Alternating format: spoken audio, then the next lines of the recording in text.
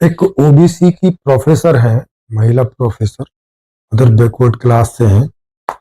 नौमी प्रिया जी का ये भाषण है और वो नास्तिकता के फायदे और आस्तिकता के नुकसान पर अक्सर बताती रहती हैं। तो खुद नास्तिक हैं,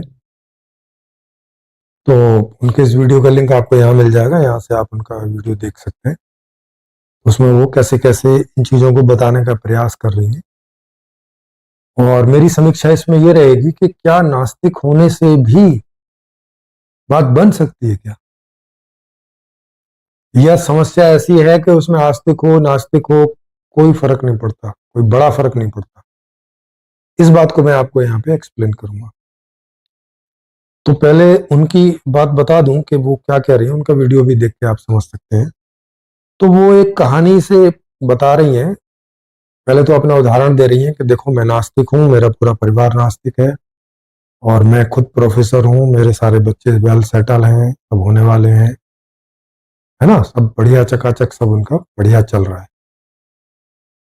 तो वो इस बात से ये बताना चाह रही हैं कि क्योंकि ईश्वर भक्ति और ईश्वर पूजा इत्यादि से लोग ऐसा सोचते हैं कि ईश्वर की भक्ति वगैरह करेंगे तो आशीर्वाद बना रहेगा ईश्वर का और हमें सफलता मिलेगी। भगवान को भी एक सफलता में कारक लोग समझते हैं, आस्तिक लोग, और वो ऐसा समझते हैं कि ईश्वर को मानने से हमें फायदे ही होते हैं, कोई नुकसान वगैरह ऐसे खास होते नहीं। लेकिन वो कह रही है कि देखो मैं वेल सेटल हूँ, और स्वास्थ्य भी है मेरा। ऐसा नहीं है कि भाई क्योंकि ईश्वर को लोग इसलिए भी मानते हैं कि चलो वो हमें स्वास्थ्य दे, बढ़िया जीवन दे टाइप का, ऐसे करके। तो कह रही है कि नहीं, उसके लिए कोई जरूरत नहीं है। फिर एक कहानी भी सुना रही है और वो कहानी भी बढ़िया है, आप सुने। कि एक महिला की शादी हुई एक लड़के की कहीं पे, और वो जहां गई वहां का जो परिवार था वो आस्तिक परिवार था। अब उसको ऐसी समझ थी कि इनको मैं सीधे सीधे ऐसा करके कुछ समझाऊंगी तो ये बुरा मानेंगे और मैं तो नई नवेली बहू हूँ, सोचेंगे कि क्या नए नए भाषण देने आ गई है यहाँ, है ना।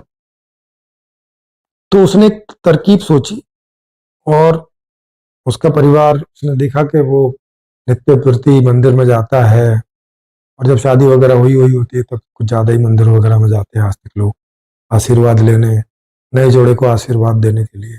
उसने देखा ही था कि वह मंदिर के बाहर एक गाय का एक पुतला खड़ा रहता है, खड़ा था जिस मंदिर पे वो गई थी। तो उसने फट से वहां जा बाल्टी लगा दिया कि कहा आप बढ़िया, आज तो सासू माँ बाल्टी भर जाएगी और जाके घर खीर बनाएंगे, बढ़िया से सब खाएंगे।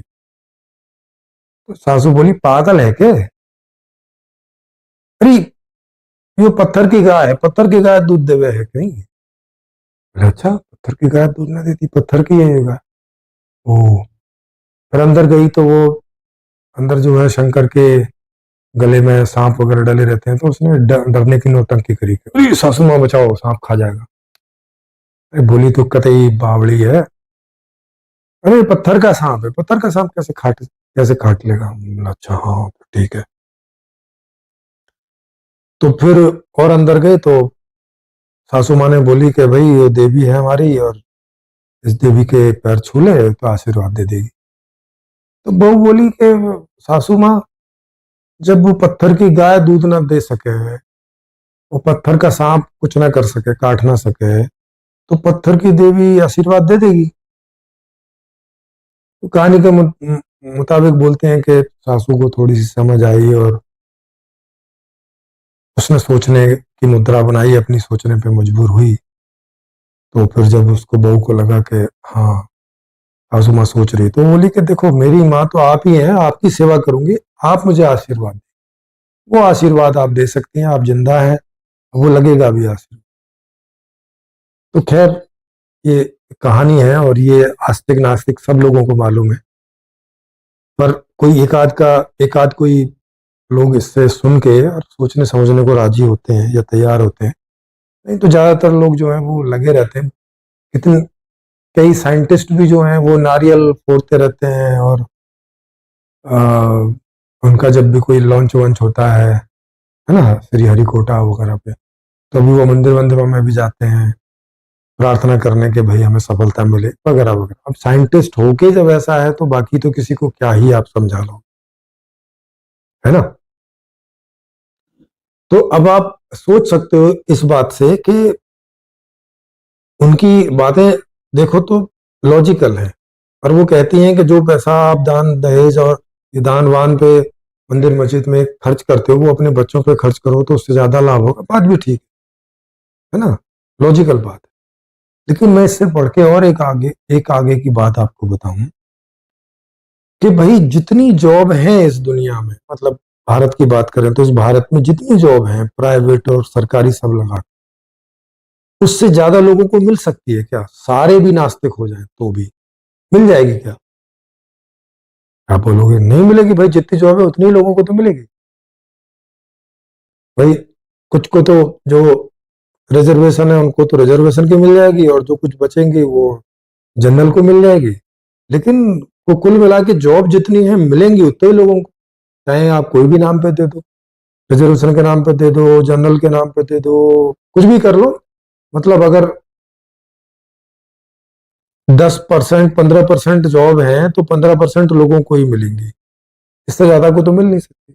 चाहे जितना मर्जी पढ़ लो, जितने मर्जी नास्तिक हो जाओ, चाहे जितने मर्जी आस्तिक हो जाओ, चाहे एक आस्तिक ना बचो, चाहे एक नास्तिक ना रहो, जॉब से ज्यादा तो लोगों को मिलेगी नहीं। और आस्तिक हो नास्तिक हो, जिन्हें जॉब करनी आती है वो अपना जॉब कर ही लेते। तो अगर आप सफलता और असफलता का मापदंड देखें या हिसाब किताब देखें तो ना उसका आस्तिकता से कोई लेना देना है, ना उसका कोई नास्तिकता से लेना देना। दुनिया में बहुत जो अमीर लोग हैं उसमें आस्तिक लोग भी मिल जाएंगे, नास्तिक लोग भी मिल जाएंगे, दोनों तरह के लोग मिल जाएंगे। तो आस्तिकता से और नास्तिकता से सफलता का कोई बहुत बड़ा लेना देना नहीं है, मामूली सा आप सोच सकते हो, बस छोटे मोटे लेवल, इससे ज्यादा और कोई फर्क नहीं। तो अब आप कहोगे कि अच्छा तो फिर मतलब फिर क्या फायदा है भाई, नास्तिक हो जाएं तो आस्तिक हो जाएं।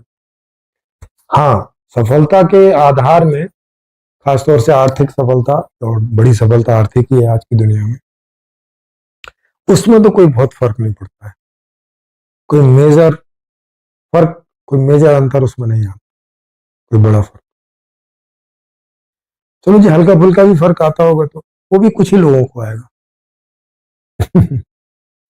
मतलब इसे ऐसे समझो कि मान लिया जो माता पिता अपना पैसा कमा के लाते हैं और उसका कुछ हिस्सा 2 4 5 10% धर्म के कार्यों में खर्च करते हैं, या मंदिर मस्जिद में दान करते हैं, या मुल्ला पादरी या साधु उनको खाना पीना कपड़े इत्यादि में दान करते हैं, तो अगर वो उस पैसे को अपने बच्चों पे खर्च करें तो उनके बच्चों की जिंदगी थोड़ी ज्यादा अच्छी हो जाएगी, ये एक फर्क पड़े। इससे जॉब नहीं मिल जाएगी, इससे वो थोड़े और ज्यादा पढ़ लिख जाएंगे, ये फर्क पड़ सकता है। लेकिन ज्यादा पढ़ लिख जाने से जॉब है नहीं बढ़ जाती, जॉब तो जितनी है उतने ही लोगों को मिलेगी।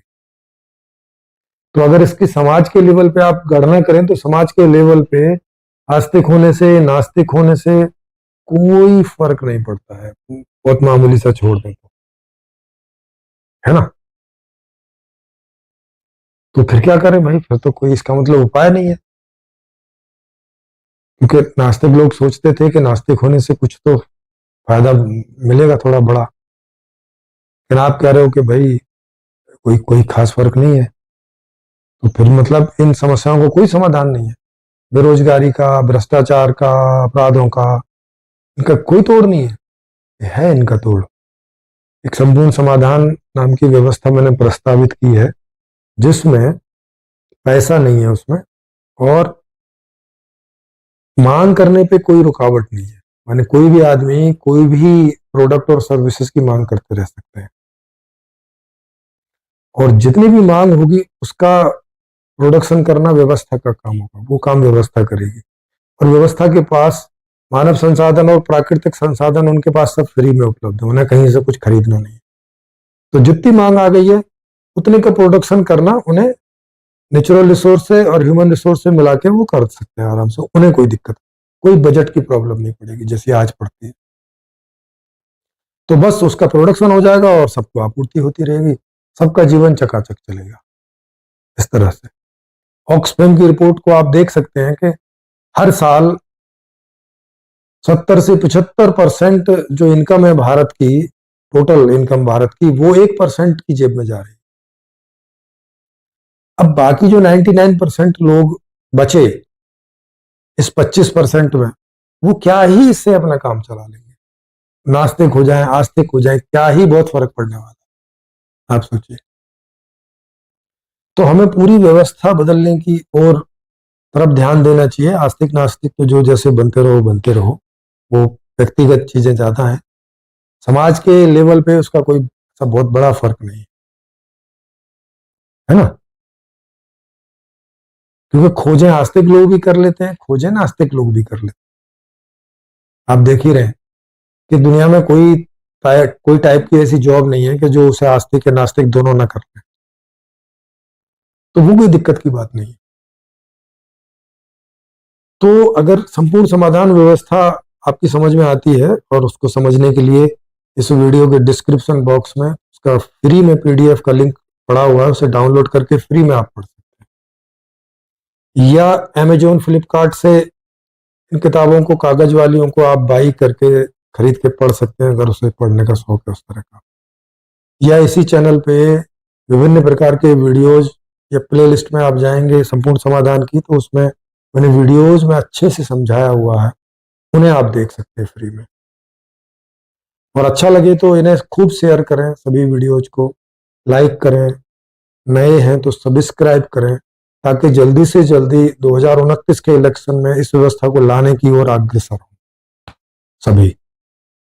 जी।